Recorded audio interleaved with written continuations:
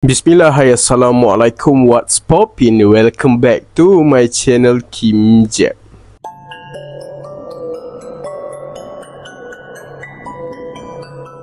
So, apa khabar awak semua, sihat? Alhamdulillah kalau sihat, dan kalau tak sihat boleh banyakkan minum air dan banyakkan selawat. Ini saya akan buat segmen baru. Biasanya saya akan borak pasal kisah seram, but kali ini masih kisah seram, tapi kisah-kisah seram ringkas yang akan saya baca daripada Facebook, Twitter dan komen YouTube saya. Awak semua nak share kisah seram awak, boleh je komen dekat bahagian komen di bawah. Sebelum saya mulakan cerita, jangan lupa tekan button like, share and subscribe supaya saya lebih bersemangat untuk buat video. Kita move up ke cerita yang pertama. Okey, cerita yang pertama ni saya dapat komen ni daripada TikTok. Okey, saya akan baca cerita dia, pengalaman dia, dan kalau seram, seram, dan kalau tak seram, terpulang pada awak semua. Cerita yang pertama diceritakan oleh Alif. Alif komen, saya ada pengalaman, tapi taklah seram sangat. Cerita dia mula macam ni. Time tu, saya dengan mak saya tengah tengok berita 12 malam, kod dekat TV1. Kalau awak semua nak tahu, dulu adalah dekat TV3, Nightline, dekat TV1 pun ada berita pukul 12 malam. Jadi dia nak cerita pada masa tu lah. Time tu, tiba-tiba dengar suara pelik. Kuat jugalah dengan suara pelik. Saya dengan mak saya terdiam dekat ruang tamu. Bunyi tu berbunyi dalam 5 minit. Lama juga bunyi tu, dalam 5 minit. Lepas tu, mak saya kata, mak dia ni, mak si Alif ni tanya dia, dengar tak? Dia ni orang-orang belah utara, dengar tak? Dia tanya macam tu. Saya kata, dengar lah. Lepas tu, mak dia cakap, itu adalah penangkal.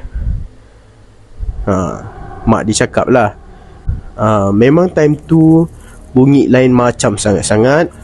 Lepas daripada tu, apa lagi, saya pun terus buka TV Al-Hijrah. Nasib baik time tu tengah ada orang baca Al-Quran. And masa tu dia dalam ketakutan dengar TV Al-Hijrah tu sehingga terlelap di ruang tamu sehingga azan waktu subuh. Maksudnya dia dengar benda tu, and dia buka TV Al-Hijrah supaya hilangkan takut dia tu. Nasib baik dia kata time tu tengah ngaji-ngaji lah. So dia sampai tertidur, tunggu kat situ.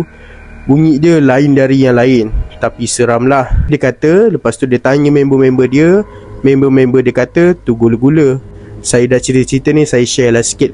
Bunyi bukan daripada dia lah, daripada orang lain. Saya jumpa, jadi saya akan selitkan dekat sini bunyi macam mana. Okay. Hei, sini buat apa? Pergi. Syuh.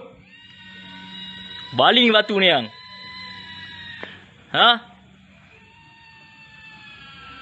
Sampai dalam rumah kau menangis Okey, dah dengar bunyi tu. Seram tak? Kepada saya lah kalau dengar malam-malam seorang-seorang, agak meremang lah. So kita pergi yang kedua. Okey, cerita yang kedua ni saya dapat daripada Facebook, daripada Syed Fizrik Jamalulail. Okey, kisah seram askar diganggu langsung ketika operasi. Langsir ni orang kata macam Kak Pon, satu jenis setan yang amat hodoh. Mukanya kulit kusam dan macam daging hanyir, tak pakai kain putih macam dalam TV, tapi kainnya warna kotor, koyak-koyak. Langsir ni tak ada tuan, duduk tepi hutan. Kalau dia terbang, dia mengilai. Lebih kurang macam tu, tapi nyaring lah. Suka bertenggek, bercangkung di dahan pokok, jarang turun ke tanah. Dia suka ikut orang berjalan di belakang. Kawasan dia selalunya di alur anak sungai kecil di kepala bukit. Kalau kita berani jerkah, dia tengah bertenggek, dia akan terbang sampai terkencing. Air kencingnya amat busuk. Kalau kena baju kita, memang kena bakar je baju tu, sebab baunya tak hilang. Dia panggil nama kita dengan suara seram. Orang yang kata, saya bukan pakar ya. Tu orang lah, orang-orang tua kata lah. Dia kata, orang-orang tua lah dia kata. Okey, ini pengalaman saya tahun 1999. Waktu itu saya baru pangkat lieutenant muda, berumur 22 tahun di dalam batalion ke-16. Diarahkan bertugas operasi keselamatan di sempadan. Kami masuk ops pagar. Namanya ops pagar kerana kami betul-betul ditempatkan di tepi pagar sempadan Malaysia dan Thailand. Selari dengan pagar itu ada satu jalan mini tar yang menyambungkan pos-pos kawalan tentera. Dulu ada 13 pos penempatan tentera. Ketua company saya ditempatkan di pos nombor 10, betul-betul di hujung ladang Mardi Bukit Tangga belakang UUM. Saya pula diletakkan di pos nombor 11. Sekarang pos itu telah ditutup. Jadi kedudukan kami betul-betul di tepi hutan. Di sepanjang negara pos 11 ini unik. Ada 6 buah pondok penginapan dibuat daripada kayu beratapkan zinc yang muat hanya 2 orang sahaja. Kiranya macam pondok tunggu durian lah. Cuma berdinding ada katil kayu kecil. Tak ada paip air, hanya guna air hujan dan perigi kecil. Kalau tak hujan, kami minum dan mandi guna perigi yang keruh. Elektrik pun tak ada. Hanya ada generator kecil, itu pun dipasang hanya 3 jam setiap malam untuk jimat bekalan minyak. Jadi siang malam pos kami ini hanya kedengaran bunyi-bunyi hutan sahaja sebagai hiburan. Kami duduk di situ selama 2 bulan. Itulah namanya pengorbanan. Selepas minggu duduk di situ, langsung tak hujan. Masalah air sudah kritikal, jadi saya pun cari punca air di keliling pos. Kebetulan ada satu alur anak sungai jaraknya 150 meter dari pos di dalam hutan. Air di alur itu amat kecil, hanya meleleh sebesar ibu jari sahaja. Air yang mengalir tu hanya sebesar ibu jari sahaja. Satu malam, lebih kurang jam 8 malam, selepas generator sudah on, 2 orang anak buah saya dalam gelap pergi ke tadahan air itu nak ambil air untuk masak. Sampai di situ, mereka suluh dengan lampu. Nampak satu lembaga perempuan, rambut panjang, tengah mencangkung dan macam kunyah bangkai katak, dengan darah penuh di mulut dan badannya. Apa lagi? Terkejut dan larilah anak buah saya. Mereka beritahu saya hal itu. Saya hanya diam saja dan tidak berkata apa-apa. Selepas generator ditutup pada pukul 9, pos jadi gelap gelita. Saya cuba tidur tapi tak boleh kerana hati rasa tak tenang. Tiba-tiba ada suara lembut tapi seram saya dengar di balik dinding kayu pondok saya. Fitri, Fitri, mari Fitri. Terus saya bangun dan capai senjata M16 carbine saya dalam gelap. Saya jerkah, "Hoi!" Terus benda tu pergi jauh sambil mengilai. Yang macam kita dengar selalulah. Jantung saya berdebar. Apa pula dugaan aku kena ni? Dalam hati saya berkata. Esoknya, waktu nak mandi pagi, saya turun ke tempat itu. Betul, ada beberapa bangkai katak yang sudah digigit dan dihancurkan. Saya pandang ke atas, lihat keadaan pokok di keliling itu sambil dengar suasana yang sunyi. Oh, rupanya aku dah salah tempat buat empangan ini. Patutlah aku terlupa. Kelam kabut waktu cari punca air, sampai lupa nak ikut petua. Aduh, dah nasib, hadap sajalah. Malam tu, OC saya, Major Rosli bin Hassan, yang berada di pos nombor 10, panggil saya ke pos dia untuk mesyuarat. Alamak, dahlah jauh dari tempat saya. Waktu malam tu, takkan saya nak kena jalan kaki di Minitar dengan hutan yang gelap seorang diri.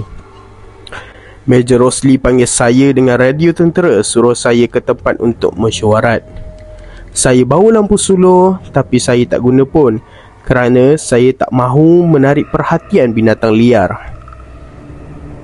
Sedang berjalan di jalan minitar yang di kiri dan kanan hanyalah hutan, tiba-tiba berbunyi prak, prak. Bunyi ranting dipatahkan. Saya berhenti. Pandang kiri dan kanan, saya risau kalau-kalau binatang liar. Saya cekah senjata dan bersedia dan tidak bergerak. Saya perhati betul-betul di kiri dan kanan.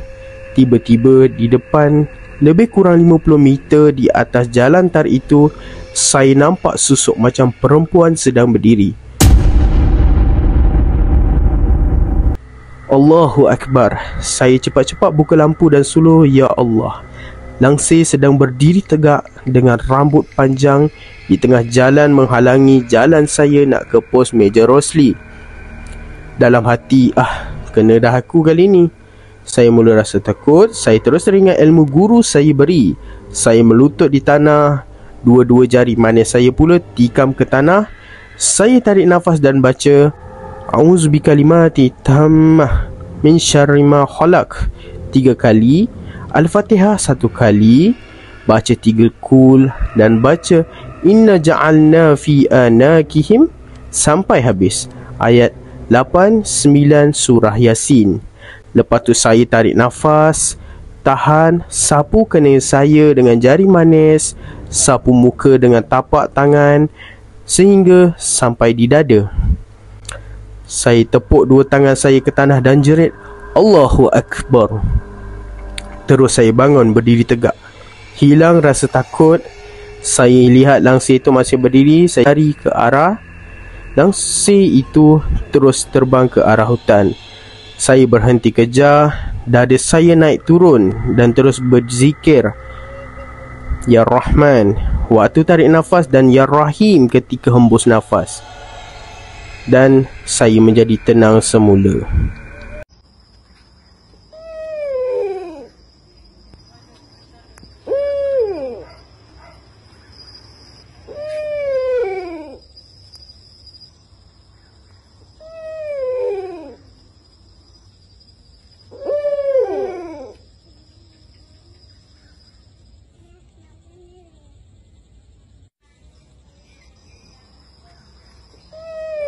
Okey, jadi ini cerita yang kedua, cerita daripada seorang askar. Saya dapat daripada Facebook.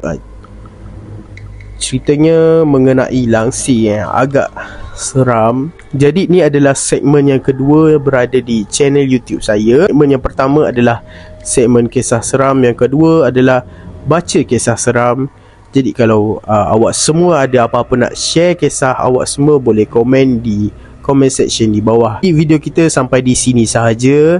Macam yang saya selalu cakap, jin itu wujud, hantu itu pemikiran, tetapi janganlah leka kerana mereka ada di dalam Al-Quran. Bye bye. Assalamualaikum. Jane.